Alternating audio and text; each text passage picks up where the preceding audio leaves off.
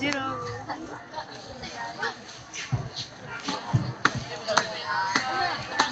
Ginarangal kong ipakilala sa lahat si Ginoong Crisistong Ibarra. Siya ay nanggaling pa sa Europa. Aba, ang koras sa bayan, ang matalik na kaibigan ng aking ama. Patawarin ninyo ako sa aking pagkakamali. Hindi ka nagkakamali. Ngunit, kailan may hindi ko naging matalik na kaibigan ng iyong ama? Ay ba ang anak ni Ginoong Ibarra? Salamat na nakarinig kayo ng oras ko na. Naway maging makalat sila ng iyong sa mama.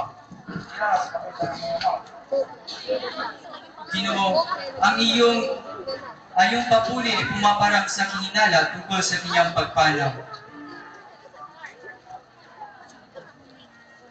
Ipagtulong ninyong lagnawan ko ang katutubong kabutihang asal. 7 taon akong ng ibang bayan at sa aking pagbabalik ay di ko matiis na di batiin ang mga nagkagandaang hiyas ng aking bayan.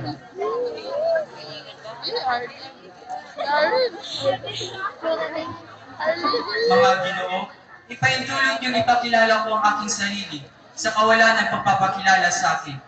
Ako nga pala si Juan Crisostomo Ibarra. Ako naman si Padre Salvo. At ako rin, si Don Alfonso Linares, at ito ang aking kababayang Kastila. Ang inyong mga tula ang naging kaglaw ng nagdamit kong nagmamahal sa bayan. Ano ang iyong dahilan ng di niyo pagsulat? Ang diwa ko'y ayaw magsinungaling ni Mangya Papa. May isang makatang kumula ng katotohanan at siya'y pinag-uusig. Handa na ang pagkain. You. Kayo ba'y walang mata?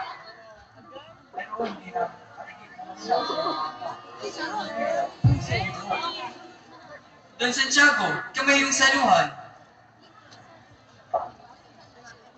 Ilang taon ka na ba mula sa Pilipinas?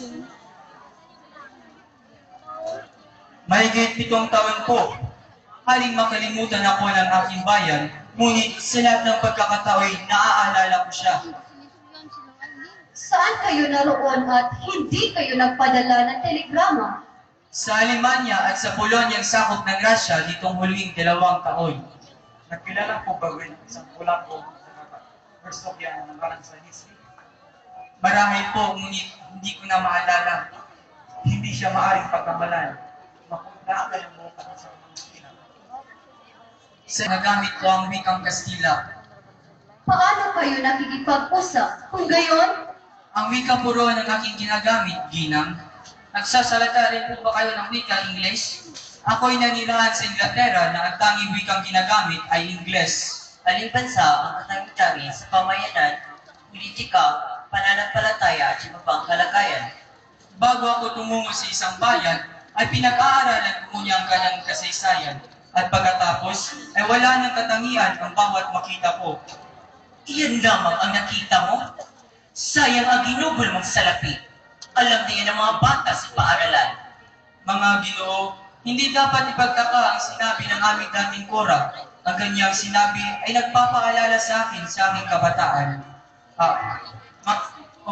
Ipagpamahin niyo ang aking pag-alis kung may importanteng gawin bukas. Nakita na ninyo? Iyan ang kasamaan ng pagpapaaral sa Europa. Nagiging mapagmataas.